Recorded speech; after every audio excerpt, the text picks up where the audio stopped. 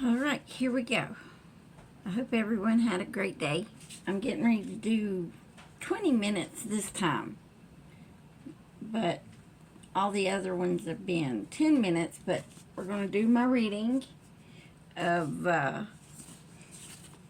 Briar and Rose and Jack by, let's see, I took the cover off, so I'll have to turn the page to tell you the author again. Catherine Coville. I hope I'm saying that right. It's by Clarion Books. Houghton Mifflin Harcourt. Wait a minute. That is the same company that creates curriculums, like publishes curriculums for public schools in our area. Huh. Interesting. The more you know. Alright, well, I think I'm going to give 20 minutes a try this time. So, let the timer begin. Let's see, where did we leave off? We left off at who links an arm with hers and turns to give Henry a look poisonous enough to wither him into oblivion. Do you hear that? It's our dog Sassy. She's getting her a drink.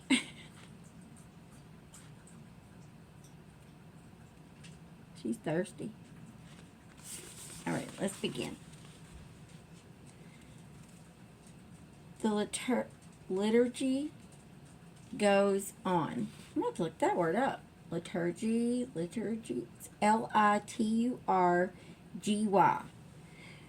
Goes on. Briar measuring the passing time by the candles on the altar burning slowly down. Yet despite the bishop's boring monotone as he reads the long scripture lesson, a few moments of curiosity, confusion, and even wonder flicker over Briar's thoughtful face as she listens to the ancient words of wisdom. She goes leaping after meanings like a young otter, pondering the imponderables. This lasts until her stomach starts growling for breakfast, and then her thoughts become more earthbound. In due time, the service is over, and only then does the family sit down for a breakfast of white bread sopped in wine. After the morning meal, the girls report to the anteroom, which serves as the schoolroom for the small gatherings of nobles, children who are being educated at great expense. At Hilda's inducement, Queen Merwin has Merwin, I think it's Merewin, Merwin, has insisted that Princess Rose and Lady Briar be educated as well. Though this is unusual for girls, along with the handful of nobles and knights, sons and altar boys, the Queen has decreed that 3 other girls should be included in the class, so that Princess Rose and Lady Briar will not be the only females in the group. Lady Arabella, the oldest of the 3 girls, is a distant relative of the princesses and the assumed leader of the 3. Quite conscious of her dignity, she strives for correctness and insists on being addressed as Lady Arabella at all times. Excuse me. Elizabeth, the steward's daughter, is less confident, but generally advances herself by tattling on the infractions of others. Aw, nobody likes a tattletale.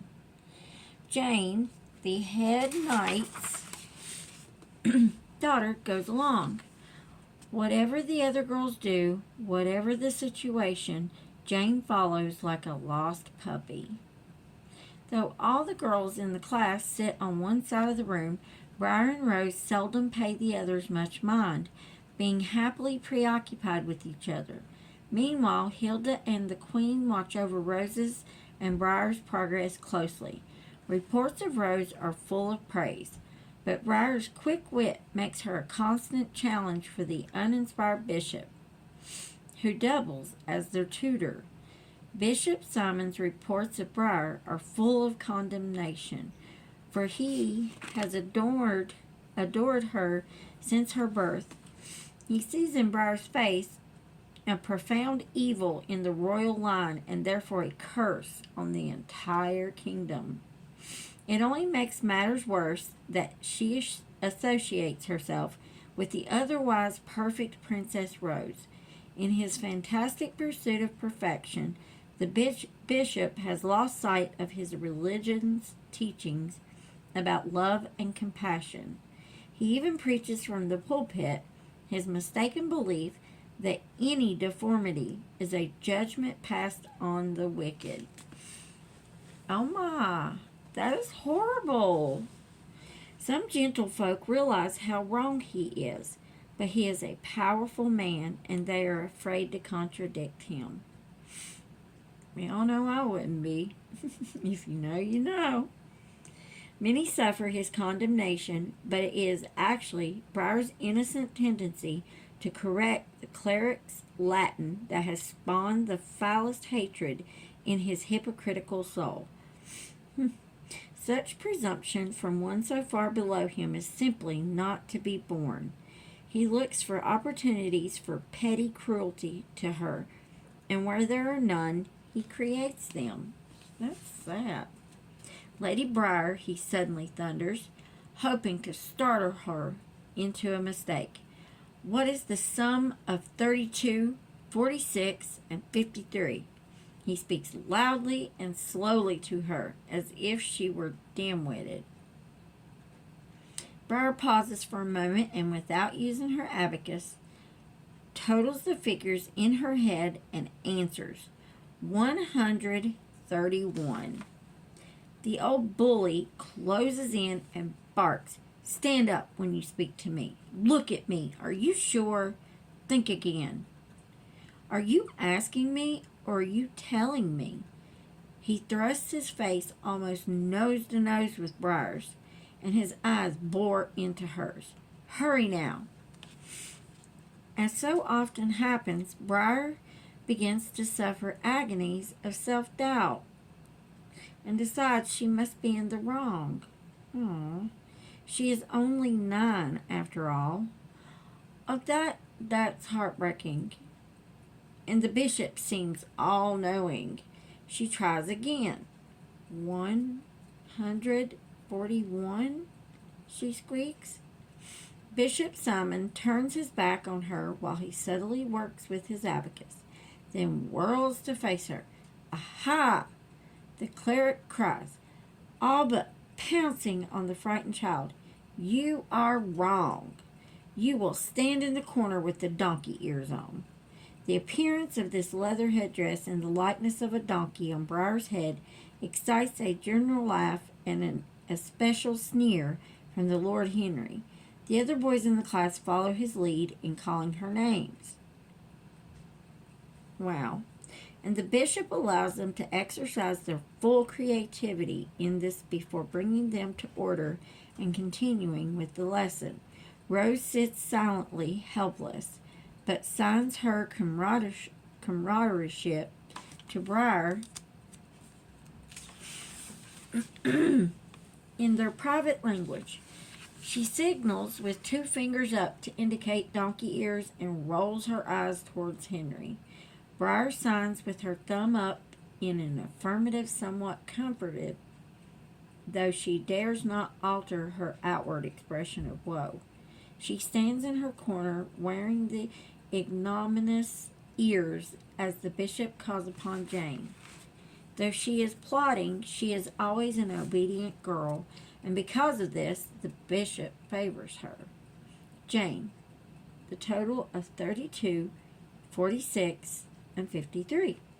Jane slowly counts the beads of her abacus, starting over again several times as the bishop beams benignly at her. At last, she comes up with the answer, 131. "That is correct," cries the bishop, giving Jane a sweetmeat from his private supply and patting her on the head. Can you imagine getting Sweet meat. I'm getting pat on the head. Yeah, that don't sit right with me. Briar stares at the ceiling, burning with the injustice. That was her own first answer. She pretends indifference, but she feels her eyes well up. Despite the bishop's beastly treatment of her, her sharp wit and love of learning are immutable. So as she listens to the problems the bishop poses to his other students, she does the sums in her head, and she has the satisfaction of hearing that she is correct every time. When the students are finally released for the midday meal, Briar and Rose meet by habit on the circular stairway and wait until they are sure no one is near to hear the plans. These by no means include attendance at the afternoon-long session of instruction in manners and needlepoint that the women of the court regularly attempt to impose on them. The girls go on to the great hall, where they confer over their shared trencher, but they soon realize that Lady Arabella, Elizabeth, and Jane are listening in from across the table. Caught in the act, Lady Arabella tosses her head and says, "I declare, if you two keep skipping out on your afternoon lessons, you'll never learn courtly manners. And my mother says that in a few years, Princess, it won't matter how pretty you are if you don't know how to behave." This fails to have the desired effect, and in fact results in Rose and Briar meeting each other's gaze, laughing, then continuing their conversation by means of whispering into each other's ears. "How rude," Jane says. "I'm telling," Elizabeth says. "Go ahead and tell. We're not doing anything without permission," Rose says slyly.